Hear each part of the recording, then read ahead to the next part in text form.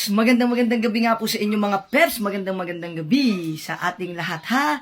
Guys, meron lang po ako nabasa sa aking comment section, si Idol Ferdinand Jumandanis. Sabi niya po, pa-heart po sa TikTok ko all. Pa-add favorites na din, salamat. Guys, pwedeng yung gawin yan, pero susundin po natin ang proper engagement. Wag po kayo basta-basta mag-heart ng video na heart, tsaka i-add to favorites nyo kaagad. Kailangan gamitin nyo pa rin ng proper engagement. Kapag kasi ganun po ang ginawa ninyo, mai-spam lang po yun. Okay?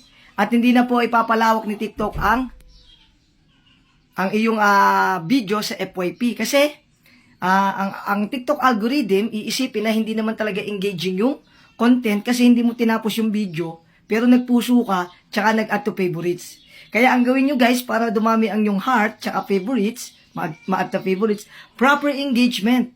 Ang proper engagement po, once na may dumadaan pong video dyan sa FYP nyo, tapusin, tulad po nito, tapusin. Tapos po, pusuan na po ako, tsaka nyo po i-follow, tsaka po kayo mag-reply. Mag-comment, rather. Mag-comment po kayo sa comment section, tapos dyan sa comment section, pwede kayo makipag-engage. Sa comment section, i-follow po lahat ng ating mga mga nag-comment, tsaka nyo po replyan ng pa-peps back. Tapos po nun, add to favorites, tsaka nyo po i-repost.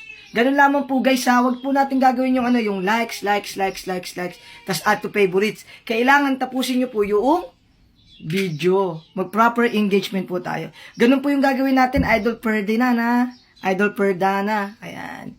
Sana po maka-help po ako sa inyo ha, para hindi po yung video, hindi po siya ma-spam o ma-shadow ban. Yun lamang po guys, and thank you.